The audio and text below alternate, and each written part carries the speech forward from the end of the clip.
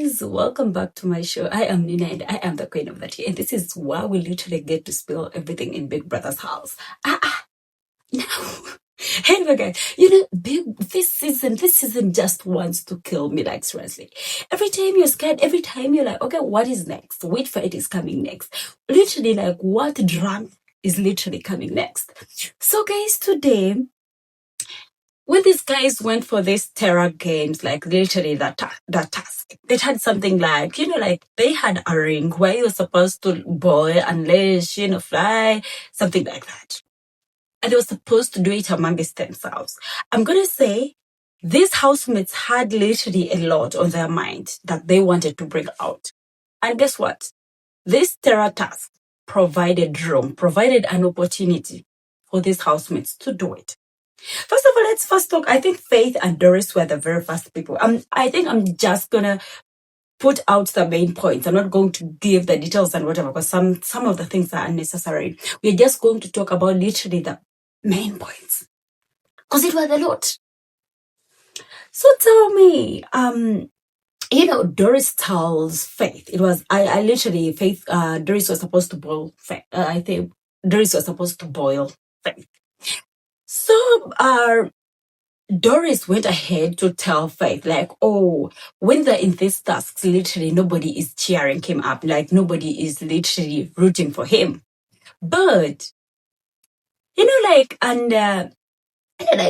when she tries to do it, other housemates do not root for him. And she went ahead to say, and that literally boils him up.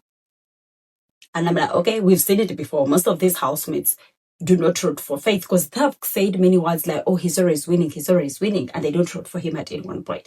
But then thanks be to God, Faith being a smart person, he always wins, which is okay. But then remember, even when you always win, but then you don't have your friends or somebody cheering you up or rooting for you, it is a way, there is a way it kind of hurts. That was the truth. It was the moment of truth. And also she went ahead to bring out the issue of Sultana chasing him from her bed. And I'm like, I thought this is something we had gone past. This is something like that literally happened in the very first weeks of the show. And Dorris still remembers this thing. And literally, let's not forget, this thing really, really hurt Faith. She put it out there that when Sultana chased Faith from her bed, she literally had nowhere to stay. To sleep. That is why she was sleeping on, like anywhere, and that, boiled him up. These people are literally all this. So let's go to Faith. What Faith told Dorris. So Faith went ahead to tell Dorris that, oh, when you had the head of house and you were not able to have it for more than 24 hours, that you were hurt. Like literally there was no joy, because Faith was supposed to mention something about joy. And I'm like, yeah, that is the truth. That is the fact. Because she cried. Even when she was pretending to cry for Sabrina, we all knew she was crying for the fact that she lost the head of house challenge against. I'm like, okay. Then Faith went ahead to tell Dorris that, ever since she started moving around with Dinari has lost joy. And I'm like, let's not forget what Gigi said. There was a time Gigi said, ever since Dorris started having Dinari, Dinari has not been happy, Dinari. And I'm like, okay, is this really the truth? So these housemates realize that means later there is no connection between these people. It is just a strategy. Because let's not forget, Gigi Jasmine had mentioned something like that Dinari doesn't look happy, like Dinari is not himself. And now Dorris is saying it again. It literally leaves a mark for Dorris. I'm like, okay. So again, Faith went ahead to tell Dorris that, you call yourself a producer, you call yourself a scriptwriter, or you call yourself a producer. But then every time you're on stage, like doing a play, he doesn't see joy with Dorris. I'm like, Faith is just shooting. You know when you're shooting. And he also went ahead to say, Dorris does not have joy because she's a loser. I'm like, Faith, you're going too far. And the way the audience was cheering, I was hard to see Dinari also like laughing, cheering, literally. It was so hard because if you're my person, I expect you to be on my side, whether good or bad. But then it was the way Dinari was cheering. Even when we are in for a task, and we're on the opposite teams. Literally, this thing was kind of personal, having to say all that, and Denari was still laughing. Like, it literally meant he doesn't care. It literally, even when they say, oh, it is a game or this or that, some games are literally something you can never joke with, because these are words that are going to sit with these people's hearts. Because you're not going to tell me somebody just mentioned something. Just. It is literally from somewhere. This is something this person has always felt like telling you. Because this thing of a producer and whatever, it is her career, for God's sake. But then if you choose to talk about it in that format, it is really hurting, because you don't know the people who are out there watching her. Even when she's trying to pave a way for that career, literally Faith broke down Dorris's career. Indirectly, though, even when he thinks it's a game. It's just like somebody coming to tell Faith, like, oh, you claim to be a doctor, but then the patients you treat never get cured. That is the opposite version of Dorris, because Dorris is a producer, scriptwriter, and something like that. And you're telling her that when she gets on stage, she never wins, or she never has joy. It is literally just like putting her down. The same way I say, just like if somebody comes and says, Faith, the patients you treat don't get fine. And I was like, okay, it is a game. But then it was a game, but then it was a game that you were supposed to play smart. Anyway, guys, let's talk about thelma, Lawson, and whom? And I think Zita.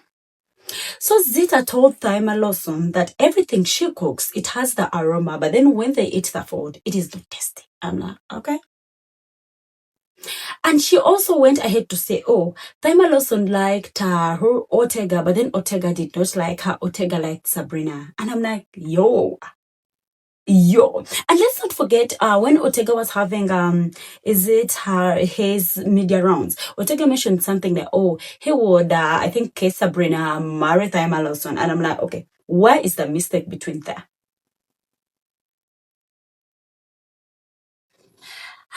Literally everything here needed a smart person. Because these housemates who are mentioning all this, I don't know whether it was out of anger or it was from some place, literally a negative place, not a positive one. So when it was thelma Lawson's turn to literally fly Zita, she went ahead to say, oh, you came to this show and talking about you don't care about what your family thinks. That was kind of deeper, because it involves family. It literally involves people who are outside the show. But then if that is literally what Zita had told these people, it literally gave something like, oh, Zita and the family are not close to each other. Because why would you say you don't, care about what your people think? It is literally just meaning like, oh, you're not close to these people, or there are some differences you have. And so thelma Lawson also went ahead to tell Zita that, oh, you came like literally you would have had boys under your blanket in your hostels, under your duvet in your hostels, but then you chose to come and do it on a national TV. And I'm like, oh. With Dan Boskid, literally, let's not forget Dan Boskid is out of the show. We really can't. I really feel like people would drag Dan Boskid on social media.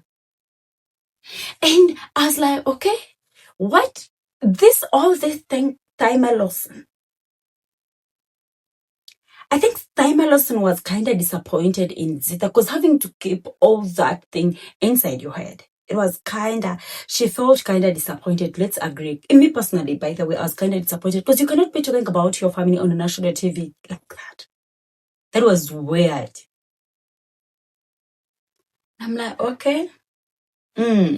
Just as we were there, it was Sultana and Kola. It was their time. Literally, I'm going to say Sultana. I really feel like Sultana had that, like she was the smartest in all, because she did not mention a lot. She just talked about Kola's hairline, literally, which is not kind of something big. It is the hairline that you can literally go to the salon and clear, like literally. And yes, she also talked about, oh, you came to unleash yourself, but then Dede did not accept you. And it is the truth, literally. Even when it is hurting, it is not. It is a top surface thing. You tried Dede and she did not literally open. Like, she did not accept you. It was something small. So Kola went ahead to tell Sultana that, oh, Sultana, your face is brown, but then your other body parts are dark. Literally, Fanta face, Coca-Cola legs. For those who know the sodas, it is a Fanta face and Coca-Cola legs. And I'm like, that was insulting because that is her body. Kola, I must say that was kind of insulting, literally. Because most of the people, when you tell them about their skin colors, they literally get hurt. They take it so personal. When I thought Kola would be something, because I did not expect all this from Kola. Even when we've been praising, like, oh, he was brought up very well. Oh my God, he's a so calm guy. He's this, he's this. I was so disappointed in Kola. Because I did not expect all this from Kola. You know, these housemates did these things. They did all this. But then they forgot one thing. They forgot that some people take these things so personal and they forget they're in for a game. And to me, I felt like if I was the person there, I think I wouldn't literally go in that game. Or literally, even when I go, I wouldn't, like say something that I was going to hurt somebody deep down. I wouldn't do that. So Kola still went ahead to tell Sultana that, oh, it was literally so annoying. Like, oh, you can wrap yourself up. But at the end of the day, all these literally boys will unwrap you up. Like, literally, she mentioned like, oh, even when you move up, down, up and down, up and down, something like that, that all these boys here will unwrap you. And I'm like, that is so mean. It is just like you mean, oh, Sultana is sleeping around, is having, like, literally a shower girl. That is what it meant. And at that point, that is where I felt like Kola lost his flowers. Because it felt like Kola wanted to say all this in the very first beginning, but then he did not get a chance. And when he got this chance, he just used the opportunity. And I was not happy about it, like literally. Truth being said, I was not happy about it. I was so disappointed in Kola. I expected something better. And still went ahead to say, oh, you can, is it unwrap what you unwrap? But all these men will still have you. Yeah, that is what I said. There was also something like, oh, like unwrapping on people's beds and peeing on people's beds. But then the last time we checked, she paid in Dede's box, not on the bed.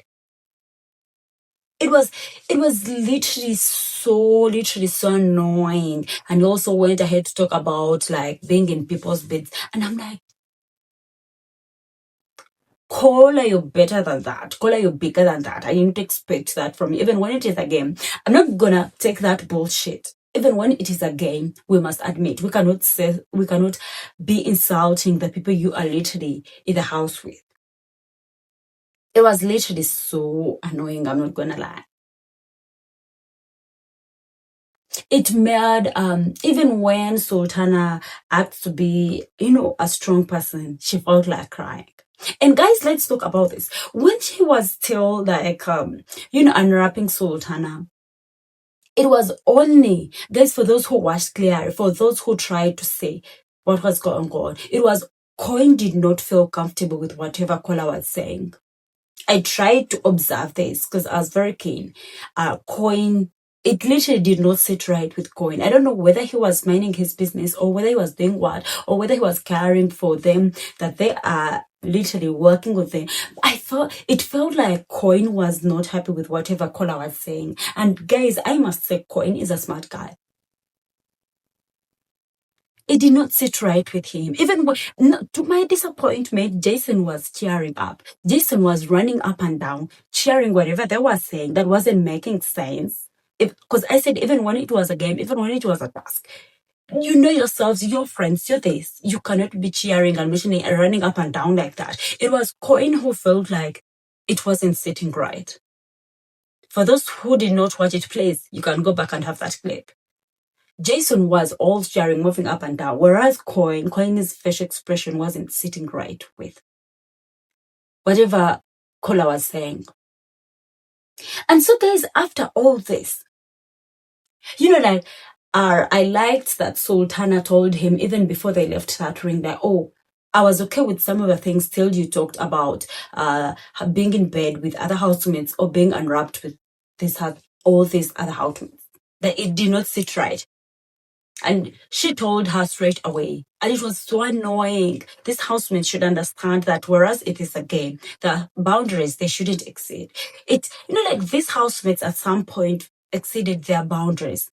And it was literally so annoying because, like other people are telling me, oh, Nina, it is a game. Like the people I was watching with, because we were literally very many. Like, oh, it is a game. You don't have to get so pissed. But then no, it doesn't work that way. Even when you're in for a game, you should have boundaries. Like you cannot be telling people something like that. Moreover, on a national TV, these are viewers. You don't know which people are watching. You're literally tarnishing the other person's name.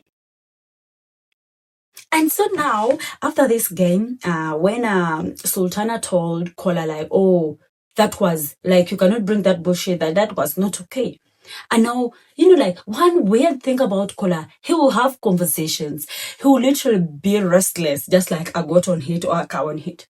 He started having conversations around with different people about it. You said it. Even when these people go on telling him, oh, it was a game. Like, dude, no, you crossed boundaries. And at some point I felt like, okay, after crossing these boundaries, after all that, even when Sultana told him, I expected a smart guy to go straight to Sultana to apologize and maybe make things clear or like talk to her about it. He did not. He just kept going around with these conversations, from this person to this person, jumping from this person to this person. And it was literally so annoying because I didn't expect it. And it takes me back to a conversation with Emisi, where Emisi told Kola, like, oh, they had told her that Kola was using her for the game. Like Emisi was literally being used by Kola. And Emisi went ahead to tell Kola, oh, don't, like, it is a secret, please don't share it with people, like, let it be. And restless Kola, just like I said, Kola, whenever Kola has a secret, it's just like a restless a cow when hit literally. He will go around, like, he will even have a conversation with a person he has never talked to. He went around. To me, it was something that, oh, is this the secret? Kola went around asking everybody, literally almost every housemate about it. Literally, girls, Kola has no secret in him because when he has a secret, he's a restless person. And guys, I must say, I did not see any housemate give Kola the right advice. Because at least I expected somebody to tell Kola, like, please go and apologize to Sultana. That was wrong. Because he crossed boundaries. But then nobody did. Everybody was telling me, oh, it was a game. Even when you game the boundaries you're not supposed to cross. And it was literally so annoying. So guys, let's also talk about Dede's reaction about it. And I don't know why Dede was happy about it, because let's not forget, even when they are not on the same page, there are some things you shouldn't. Like, it feels like Sultana's sadness or Sultana's rough time is Dede's joy. Dede had a conversation with Kola, like, also, I expected at least Dede to tell like Kola to go and apologize. But then they all did know. Talking about it was a game. But then there are times you cross the line. I really feel like Kola crossed his boundaries talking about all that bullshit. And it wasn't fine. It wasn't okay. I expected him to go and apologize, but then instead of doing that, he went around to talk to all housemates about it. And it wasn't sitting right. It was really, really not okay. Anyway, guys, that was all. I don't know how you feel about this game. Oh, sorry, it wasn't even a task. It was not even a game, it was more like a task. I don't know how you people feel about it, but then me personally, it did not sit right. Anyway, guys, let's meet in the comment section. Let's have a conversation to see how this game went. Was it okay for these housemates to cross boundaries by asking, some sensitive questions or mentioning the sensitive words to these other housemates, or you all think it was just a game? Anyway, guys, thanks for watching. I love you so much. Let's meet in my next video. Bye.